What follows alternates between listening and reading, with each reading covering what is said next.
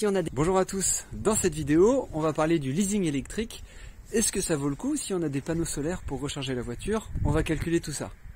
Le leasing électrique, 100 € par mois pour un véhicule en location longue durée, ça demande à réfléchir par rapport au véhicule d'occasion.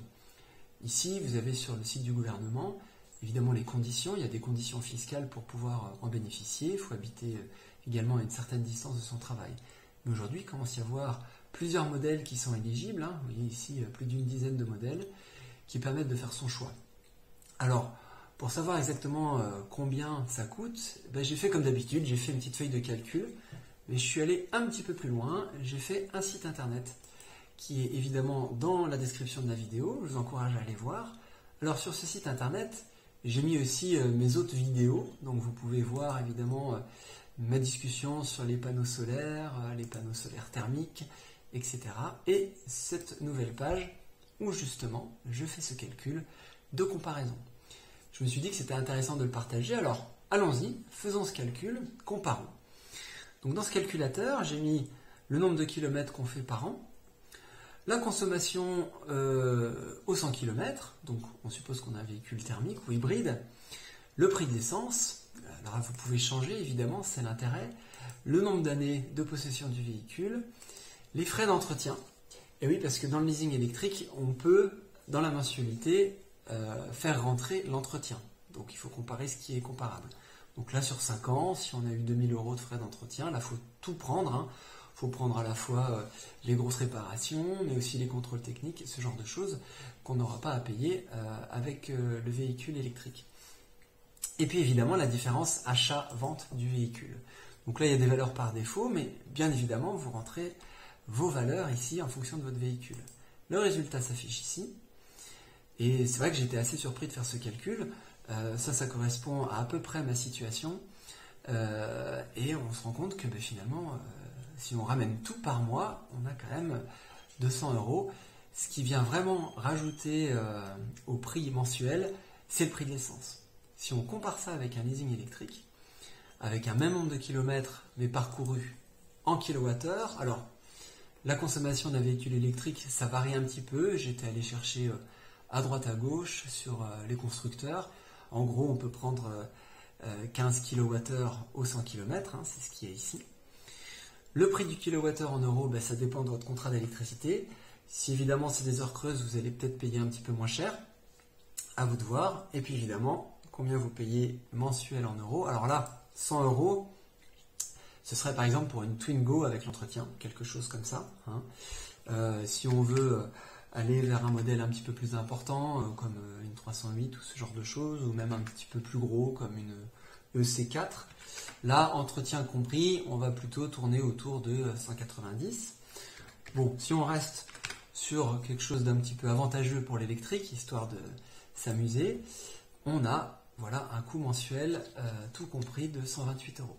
Alors, attention, là-dedans, j'ai pas mis l'assurance. Évidemment, il y a une assurance qui va coûter moins cher en tout risque. Hein. Il faut prendre, si vous prenez tout risque dans les deux cas, évidemment, le véhicule plus récent sera moins cher à assurer. Alors, je me suis amusé à rajouter un petit bouton ici. Vous voyez, vous pouvez télécharger les résultats en fichier texte. Voilà.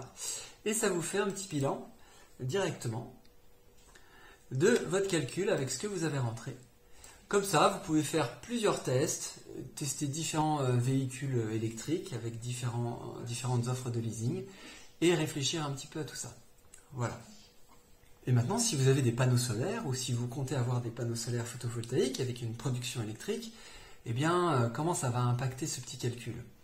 Alors là, il faut aller regarder un petit peu du côté d'Excel. Hein. Donc là, j'ai pareil fait un fichier comme d'habitude de calcul que j'ai mis en partage. Vous trouverez le lien dans la vidéo ou sur les sites internet, pareil.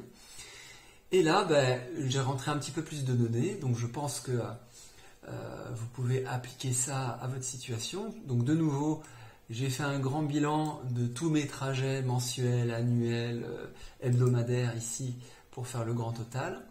Attention, hein, l'offre de leasing électrique, c'est jusqu'à 15 000 km par an. Sachant qu'il y a une pénalité si on dépasse, mais la pénalité, d'après ce que j'ai entendu en concession, c'est 15 centimes pour 100 km. Donc c'est vraiment pas grand chose, parce que si vous faites 10 000 km de trop sur les 3 ans, ben, ça va vous coûter 15 euros. Hein. J'ai demandé confirmation, c'est ce qu'on m'a dit. À vérifier, dites-le dans les commentaires si vous avez un peu plus d'informations, ça me semble quand même vraiment pas beaucoup. Bref, donc 15 000 km par an, c'est l'objectif, hein, donc évidemment. Ici, ben, j'ai rentré les données pour ma voiture actuelle, donc c'est la même chose que le formulaire d'avant. Ici, j'ai mis quelques modèles proposés en leasing électrique avec les consommations que je suis allé chercher un petit peu sur internet, mais qui sont pas forcément très précises, hein, donc bon, on peut mettre 15 partout. Et puis ici, ben, j'ai fait des calculs avec et sans panneaux photovoltaïques. Alors, comment ça fonctionne? D'abord, alors je me suis basé sur le surplus de production en kilowattheure, hein, par rapport à la situation actuelle où j'ai pas de voiture électrique.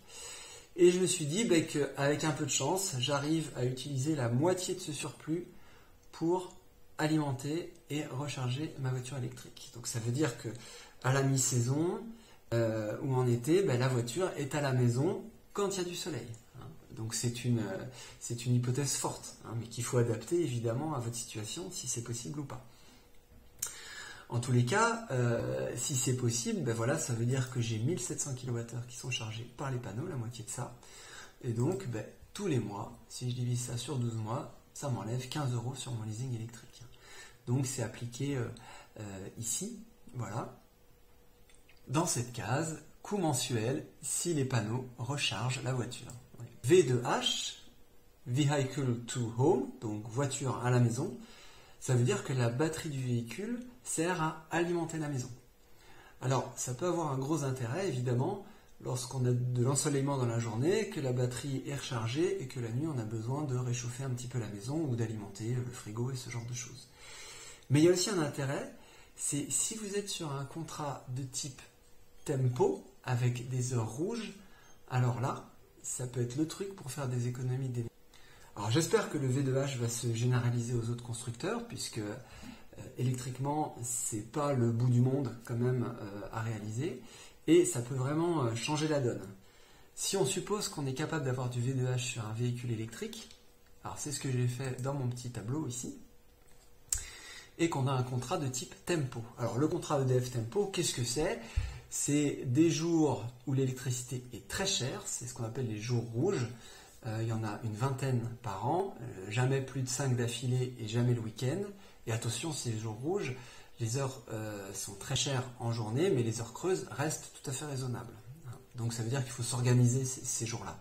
Et évidemment, ces jours-là, eh ben, l'idée, ce serait d'utiliser la batterie du véhicule, donc une vingtaine de décharges.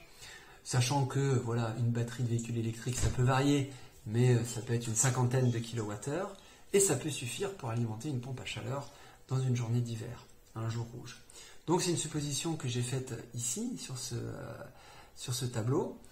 Je me suis dit, je suis capable d'alimenter ma maison avec ma batterie pendant les heures rouges de tempo. Alors vous voyez, les heures pleines rouges, c'est 73 centimes du kilowattheure, donc là en fait c'est hors de prix, hein. Mais il n'y en a que 20 dans l'année. Tous les autres jours, ils sont bleus ou blancs, et là c'est beaucoup moins cher que le tarif habituel. Donc, si je suppose que dans la journée, je consomme 60 kWh, donc c'est au-delà de la capacité de la batterie du véhicule, mais que je suis capable voilà, d'en utiliser 50%, c'est-à-dire voilà, je ne suis pas capable de le faire à chaque jour rouge, je prends juste la moitié en gros, et bien en gros, j'arrive à 438 € d'économie sur l'année, ce qui est quand même pas négligeable, parce que si on ramène ça sur le leasing électrique, eh bien ça fait une économie qui est quand même assez importante, hein. On va évidemment économiser entre 20 et 30 € par mois. J'espère que cette vidéo vous aura plu. N'hésitez pas à utiliser le site internet pour faire le calcul, pour comparer votre véhicule thermique avec un éventuel achat via le leasing électrique. N'hésitez pas aussi à télécharger la feuille de calcul que je vous ai montrée pour aller un petit peu plus loin avec l'estimation de votre production de panneaux solaires, et aussi pourquoi pas le V2H qui est disponible chez Hyundai si mes informations sont bonnes, ou bientôt.